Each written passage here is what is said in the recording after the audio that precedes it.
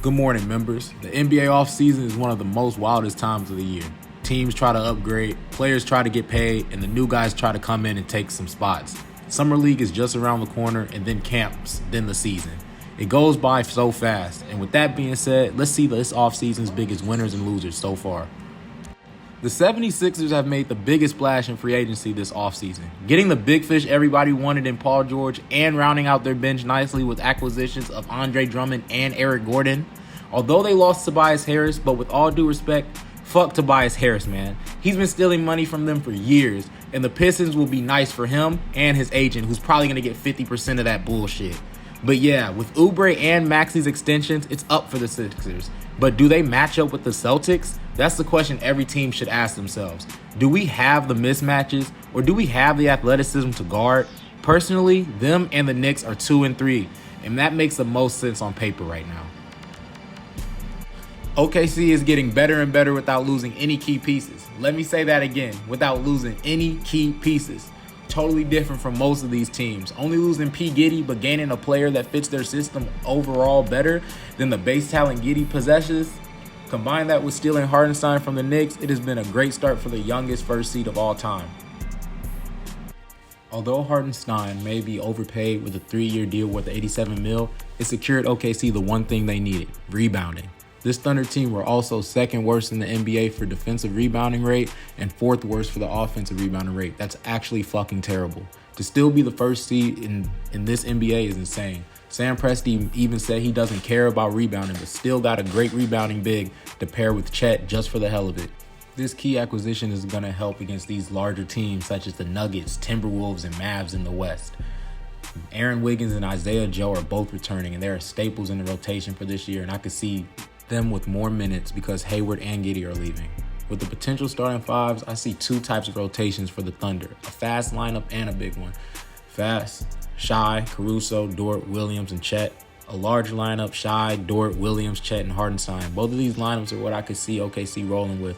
The fast lineup matches up with teams like the Celtics, nice, while that larger lineup gives them teams like the Mavs and the Timberwolves with two bigs such as Karl Anthony Towns and Rudy Gobert some problems. The New York Knicks have also made a splash in the offseason with the power of friendship and some Villanova dudes. Although they lost Hartenstein, they made some improvements and kept Anunoby. If the Knicks still believe in Mitchell Robinson being a starting caliber center and Randall can capitalize on the offensive end, the loss of Ihart is not going to be that large. The Mavs upgrade their spacing with the Klay signing trade. The one thing they needed in the finals is someone to space the floor consistently. My only concern is, will Klay be consistent again?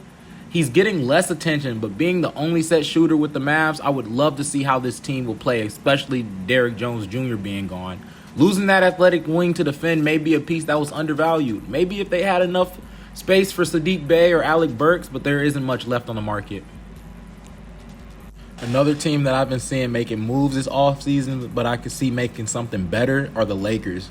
Both of their draft picks were great. Dalton Knecht is really going to play a lot. Also being 23 years old, coming from Tennessee, he was the second best player in college basketball other than, I don't know, Zach Edey's tall ass. But with Bronny getting drafted, he's going to play, you already know.